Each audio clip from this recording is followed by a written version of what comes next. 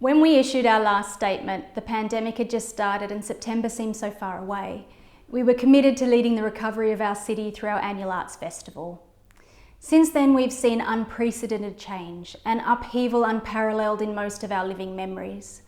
The decimation this crisis has caused our community of cultural workers, facilitators, venues and makers is devastating, and Sydney Fringe has not avoided the destruction. Presenting our annual arts festival in September has become an impossible dream. With the Sydney Fringe Board, we've spent the past weeks fighting for this dream, but drastically reduced partnership income, reduced revenue streams, and looming timelines that require certainty have made it impossible to proceed with our 2020 festival. The independent arts sector is innovative, resilient, and inspirational. It is perfectly positioned to lead the recovery through small-scale, safe arts and cultural activities, but to do this, we will need a safety net to absorb the high levels of risk we've become accustomed to our creatives bearing.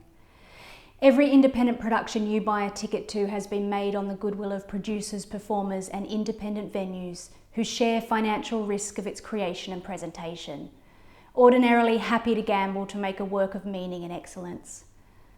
Each year, the Sydney Fringe underwrites as much of this risk as possible to ensure as many artists as possible can affordably take part in the largest independent arts festival in New South Wales.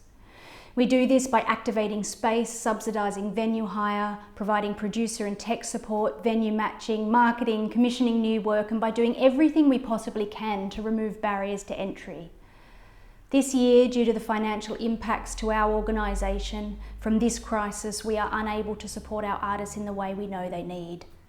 The current climate makes it impossible to secure new income streams, and we simply refuse to pass on any costs to artists.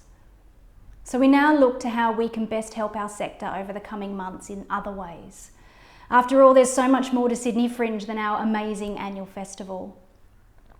Each year we work with our partners to activate unused space across Greater Sydney, opening up more performance opportunities for indie artists year round. And that's what we're going to be focusing on for the remainder of 2020. We're going to ensure that empty theatres can reopen with surety and that as many independent artists as possible can utilise them, working with our long-time partners, the City of Sydney and Create New South Wales, to ensure that our sector can get back to business as soon as possible. And we haven't forgotten September. While we might not be able to present our festival this year, we'll still have some terrific productions for you to check out, and we've gone global. Working with our cultural exchange partners at Stockholm Fringe and the Nordic Fringe Network, and our international award partners Brighton Fringe, New Zealand Fringe, San Diego Fringe and Hollywood Fringe, we'll be streaming the best international fringe work right into Sydney, alongside some new local works under the banner Made in Sydney. And of course, we're keeping a close eye on changes as they unfold. Should the possibility arise that we're able to create a safe in-person offering, we absolutely will. Until then, though, we look to the digital world to tell our stories, to our audience community to continue to support our artists, and to our government partners to continue to support our nation's arts organisations and venues to ensure that we can make it through to the other side.